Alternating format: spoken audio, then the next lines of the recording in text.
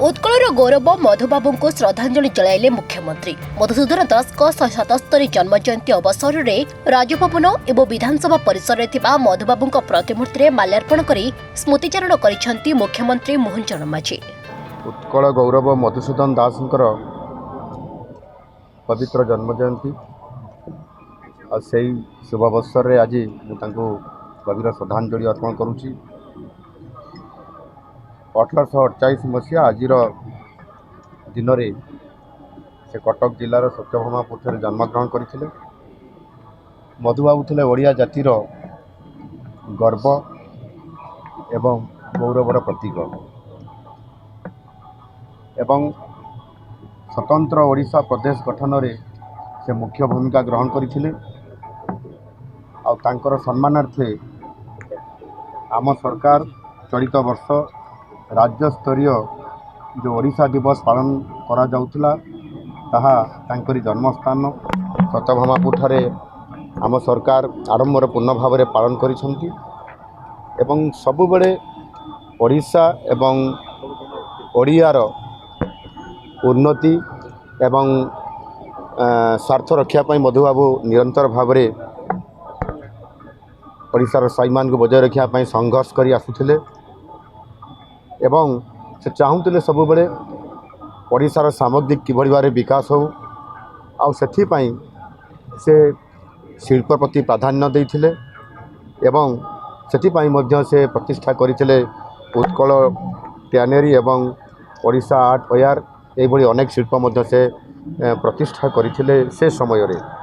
तेणु निश्चित भाव में ओडियार स्वाभिमान पाई प्रतिटी मुहूर्त जहाँ प्राण कांदुला से आमर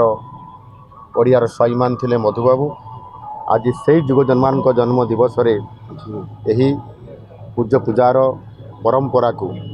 बजाय रखापी एवं ओडिया अस्मिता को बजाय रखापी आम सरकार प्रतिश्रुतिबद्ध। निश्चित भाव में आज मधुबाबूंकर जन्मतिथि रे आज आम लयर्स डे भी ऑल ओडिशा पालन करुछु एवं से भी ओडिशार प्रथम लयर एवं तांकर प्रासंगिकता जो कथा माननीय मुख्यमंत्री भी कहते माँ माँ बोली केते मु डाकिबी ये प्रासंगिकता निश्चित भाव में ओडिया अस्मिता एवं मधुबाबूंकर जो कथा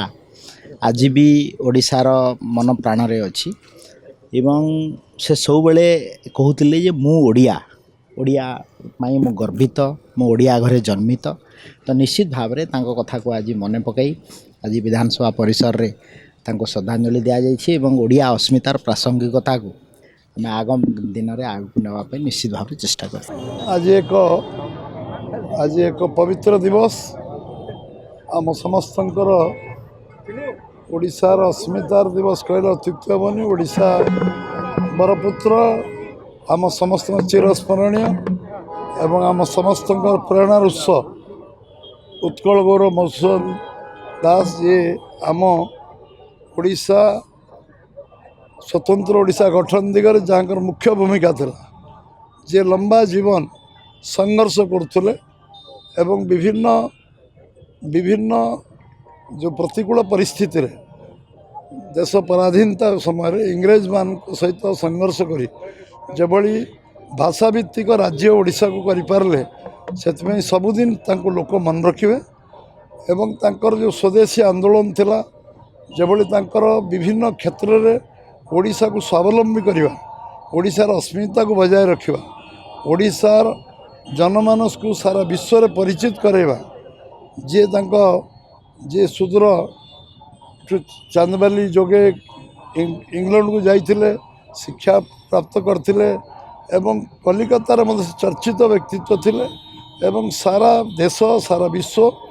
तांको जानुथुला एवं जो मानु सांगे नबार जो नेतृत्व आ सारा ओडिशा को एकजुट करने नेतृत्व एवं जोभली भाव में ओडिशा को एकजुट करिवारे से समर्थ होते तांको आमे समस्ते आजिर ये पवित्र दिवस रे आमे मन पकेबा आम समस्त सी प्रातस्मरणीय हेबे एवं चिरस्मरणीय होकर रहिबे एवं आम समस्त मार्गदर्शक होकर रहिबे एवं आमे समस्ते तांको मार्गरे चलले ओडिशार अस्मिता ओडिशार स्वाभिमान ओडिशा आत्मनिर्भरशील ओडिशार विकास ये सबु दिगरे आमे आगको जाइपारिबा निश्चित भाव में आज दिन में मुझे स्मरण करुच्ची। मुख्यमंत्री समेत बाचस्पति श्रीमती सुरमा पाढ़ी, एकाम्र विधायक श्री बाबू सिंह, बीजेपी राज्य सभापति मनमोहन सामल और सूर्यवंशी सूरज प्रमुख उपस्थित थिले। मधुबाबू थिले ओडिया जातिर गर्व और गौरवर प्रतीक। ओडिशार सामग्रिक विकास ही मधुबाबूंक स्वप्न थिला। एहाकू जदि किछि मात्रारे आमे रूपायित करि परिबा तेबे ताहा ही मधुबाबूंक पई श्रेष्ठ श्रद्धांजलि हेबे बोली मुख्यमंत्री श्री मोहन चरण माझी समाज को वार्ता दैछंती।